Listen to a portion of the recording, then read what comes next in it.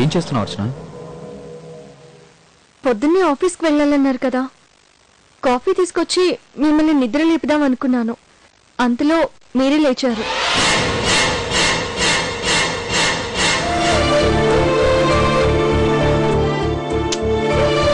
Thank you Archana. Alarm కన్నా నా wife చాలా షార్ప్. వెళ్ళి కాఫీ తీసుకురా. ఇప్పుడే తెస్తాను.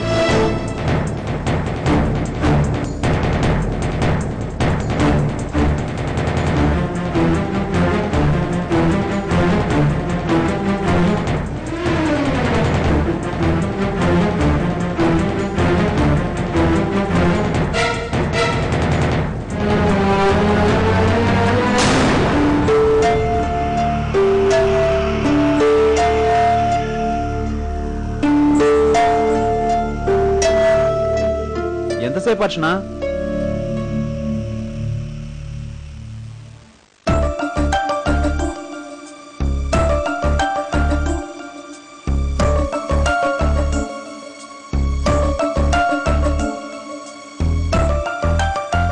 అరే, విశ్వనాథ్ గారిలా ఉన్నారే.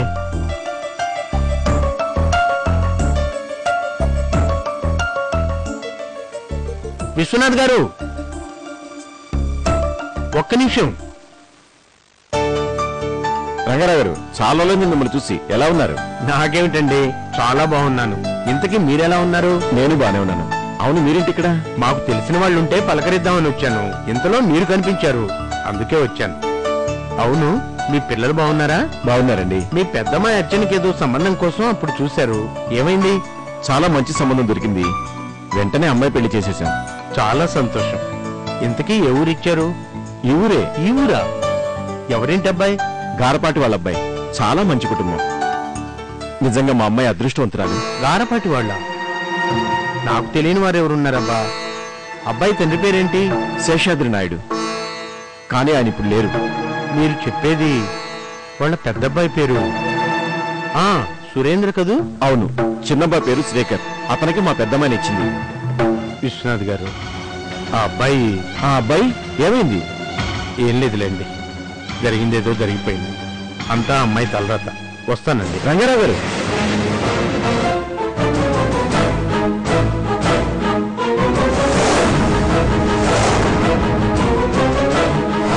ఆగో.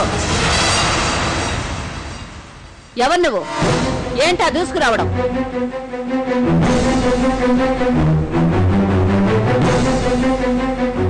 నేను అర్చన వాళ్ళ నాన్నమ్మ.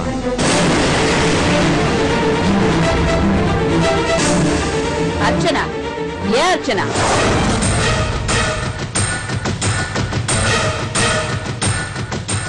అదేనమ్మా, శ్రీకర్ భార్య అర్చన. ఓ, ఆ మహాతల్లిని కన్న మహారాజు తమరేనా?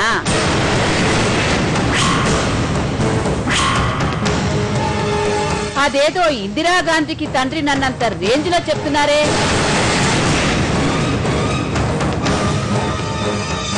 మీరేమనుకోకపోతే మీరెవరో తెలుసుకోవచ్చా? వచ్చు, కానీ వచ్చే ముందు చెట్టంత పెద్ద మనిషి ఎదురుగా ఉంది, కనీసం నమస్కారం పెట్టాలన్న సంస్కారం కూడా లేదా మీ వంశానికి? నమస్కారం అండి. ఏడ్చి మొహం కడుక్కున్నట్టుంది నీ నమస్కారం. వడ్లగింజ పెడితే పెసరగింజ మొలుస్తుందా? మొలవదు కదా. మరి పావురాలకి కాకెలా పుట్టిందన్న అనుమానం వస్తుంది కదా. ఏంటి కథ?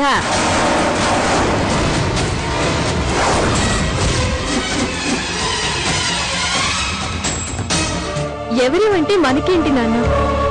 నా గురించి దిగులు పడకండి. దేవుడి మీద భారం వేసి నీకు పెళ్లి చేశానమ్మా. తొందరపడ్డాను, లేక నా గుండెల మీద భారం దించుకోవాలనుకున్నాను. నాకు అర్థం కావట్లేదమ్మా. అదేం దురదృష్టం. నలుగురు ఈ కుటుంబం గురించి నానా రకాలుగా చెప్తున్నారు. వాళ్ళు చెప్పే మాటలు అంగీకరించాలో కొట్టిపారేయాలో అర్థం కావట్లేదు.